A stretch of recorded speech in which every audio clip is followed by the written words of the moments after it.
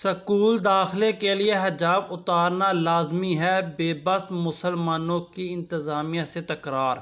कर्नाटक में हिजाब तनाज़ा अभी तक आन है। तलीमी अदारों के बाहर वालिदैन और स्कूल इंतजामिया में हिजाब के मसाइल पर बहस व तकरार जारी है। UNP न्यूज़ के मुताबिक 4 दिन स्कूल बंद रहने के बाद जब दोबारा स्कूल खोले गए तो कुछ लड़कियां यूनिफॉर्म के साथ हिजाब पहनकर आई, मगर उन्हें स्कूल के दरवाजे पर ही रोक दिया गया।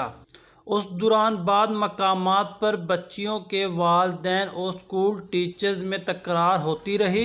वालिदैन का मौक़िफ़ था कि बच्चियां क्लासरूम में जाकर हिजाब उतार देंगी, ताहम स्कूल इंतज़ामिया ने इसकी इजाज़त नहीं दी, जिस पर कई वालिदैन अपनी बच्चियों को वापस ले गए तो कईयों ने हिजाब उतरवा कर बच्चियों को स्कूल भेज दिया।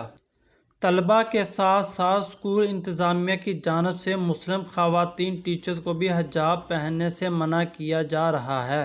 ख़वातीन अस्ताज़ा का लिबास तालिब इल्म के यूनिफॉर्म का हिस्सा नहीं है, लेकिन हिंदू इंतहा पसंद और स्कूल इंतज़ामिया इन्हें भी हिजाब के साथ स्कूल में दाखिल होने की इजाज़त नहीं दे रही। ಹಿಜಾಬ್ ಇರಲಿ, ಅವಕಾಶ ಯಾವುದೇ ರೀತಿಯಿಂದ ಇಲ್ಲ. ಆ ನಿಟ್ಟಿನಲ್ಲಿ ಹಿಜಾಬನ್ನು ಕಳಿಸಿ ಹೋಗಿ ಅಂತ ಹೇಳಿ ಹೇಳ್ತಾ ಇದ್ದಾರೆ. ಒಂದು ಕಡೆ ಪೋಷಕರು ಹಿಜಾಬನ್ನು ಧರಿಸಿದ್ರೆ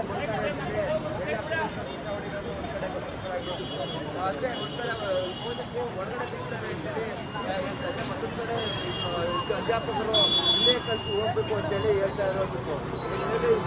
ನಡುವೆ ಕೂಡ ಗಮನಿಸಬಹುದಾಗಿರುವಂಥದ್ದು. ಅಂದರೆ ಹಿಜಾಬ್ ರಸ್ತೆ ಕೂಡ ಬರ್ತಿದೆ ಅಂತೇಳಿ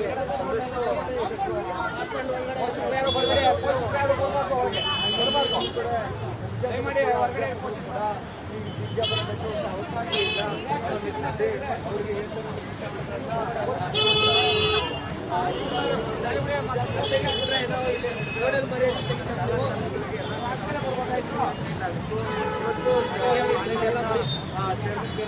ಎಲ್ಲರೂ ಕೂಡ